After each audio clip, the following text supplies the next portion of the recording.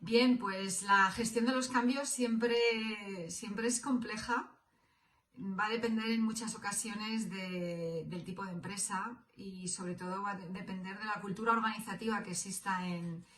ellas. Evidentemente, cuanto más flexible sea la cultura organizativa, más fácil será llevar a cabo el proceso de cambio porque las personas en las organizaciones aceptan mejor los cambios y cuanto pues más jerárquica y cuanto más burocrática sea la organización, pues el cambio será mucho más complejo llevarlo a cabo. Evidentemente, el liderazgo de la empresa, de la organización, va a ser fundamental. Cómo sea el líder, qué estilo de liderazgo sea el que está ejerciendo en este momento en estos procesos de cambio, va a ser fundamental. Y sobre todo va a ser fundamental que el líder tenga una visión muy clara y sobre todo un propósito, que es para qué estamos realizando este cambio,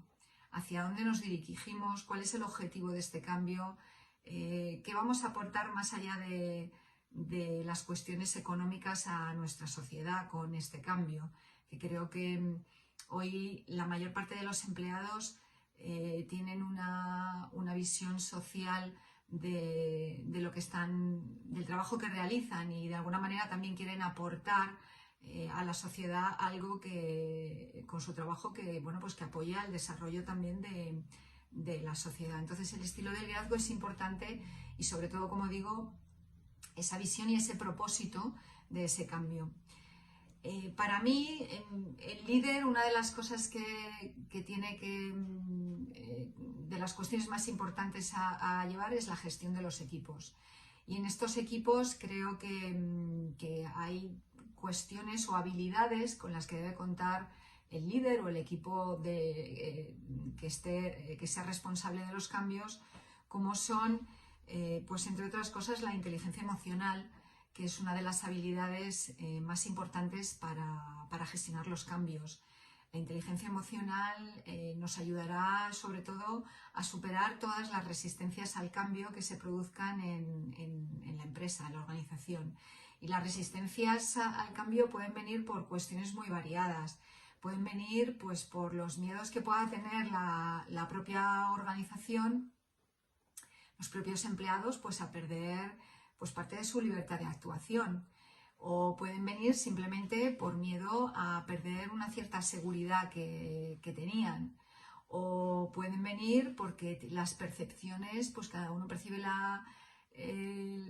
situación de una manera distinta y a veces tenemos condicionamientos mentales que no ayudan precisamente al cambio.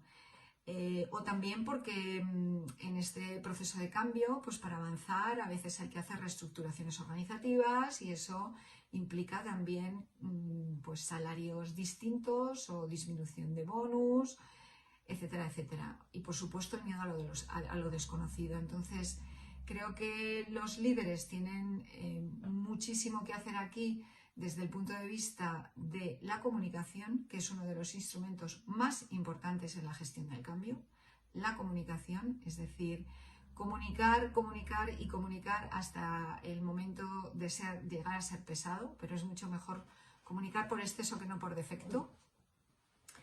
Y trabajar con la gente de manera muy directa. Como digo, apoyándolos más con la parte emocional que tanto con la racional, que creo que es más sencillo de entender los números, los cambios de rumbo, porque nos vamos a dedicar ahora bueno, pues al Big Data, a la logística a nivel global o el tipo que sea de cambio que se vaya a realizar. Y otro de los elementos importantes a llevar a cabo en un proceso de cambio es la formación. La formación tanto de la gente interna como de la gente que se incorpore, e incluso de la gente antes de incorporarse. Quiero decir que en este proceso en el que nosotros estamos y con todo lo que yo he estado escuchando aquí a lo largo de esta mañana, pues quizá una de las cuestiones más problemáticas que puedan tener las empresas hoy es encontrar un personal cualificado en alguno de estos sectores. Entonces, creo que desde las propias empresas también bueno, pues debe de haber una colaboración con las administraciones públicas y con las instituciones educativas correspondientes, ya sea a nivel de educación secundaria, formación profesional o universidad, pues para crear todas aquellas titulaciones, formaciones específicas demandadas o que van a ser demandadas pues de aquí a nada, ¿no? Conocemos esta parte de la formación profesional dual que puede ser muy importante, y yo creo que esto se tiene que continuar y ampliar en su caso. Y por último, yo quisiera decir también que los equipos, teniendo en cuenta que todas estas actividades cada vez más son globales, vamos a tener equipos que son multiculturales, por un lado, vamos a tener equipos que son multidisciplinares, como casi siempre, vamos a tener equipos multigeneracionales, porque ya vamos a llegar a tener incluso 4 y hasta 5 generaciones trabajando en la misma empresa, y les puedo asegurar que gestionar 5 generaciones distintas es bastante importante porque cada generación necesita cosas distintas, y aquí tendremos que trabajar enormemente la parte de la equidad, es decir, ser capaces de dar a cada una de estas personas lo que necesite. Y por supuesto también tendremos equipos multigénero. Entonces, bueno, creo que trabajar todos estos aspectos es importante, y por supuesto pues a los líderes y a los directivos, sobre todo hay 3 habilidades que se les exige y cada vez más se les va a exigir, como son por supuesto el liderazgo, con una capacidad de liderazgo situacional, transformacional, que ayude en todo el proceso de cambio que esté en el que se encuentra la empresa.